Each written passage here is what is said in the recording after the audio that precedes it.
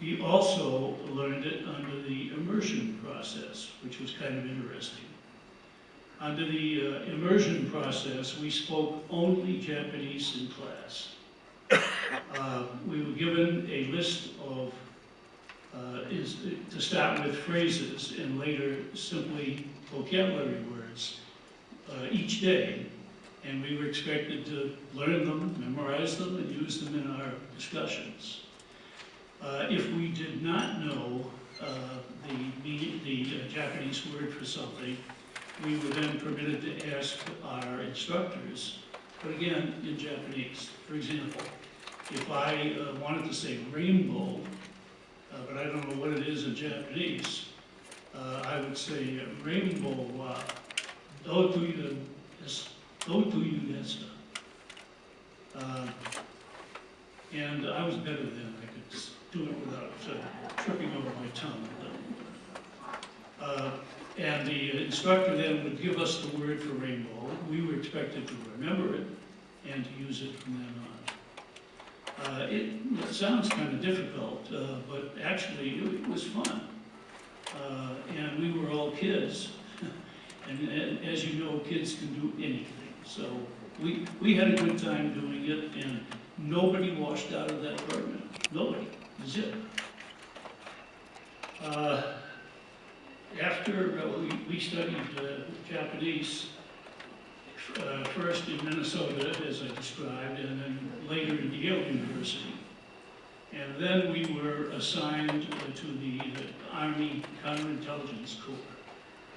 The Counterintelligence Corps mission, combat mission, was to interrogate enemy prisoners.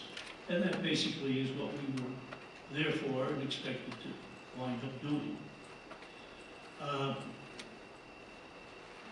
Excuse me.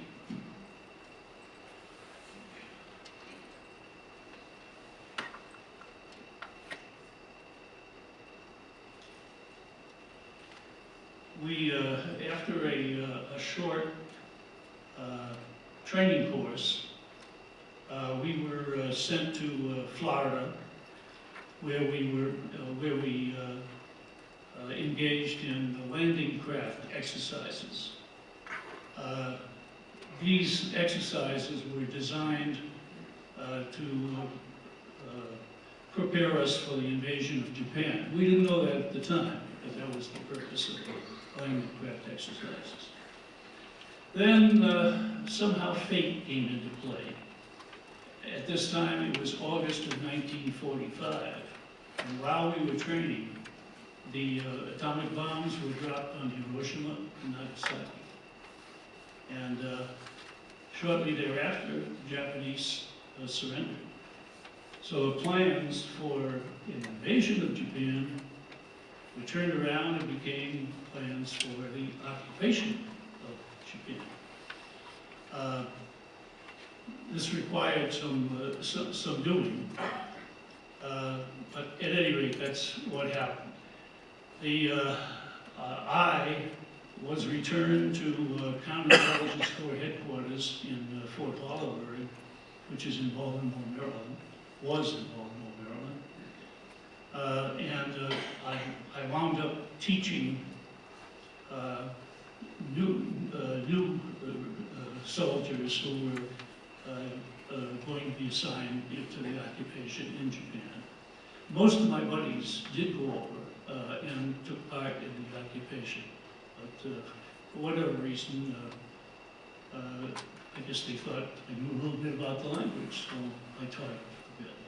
And I taught it, I stayed there and taught it until my time was up and I was discharged.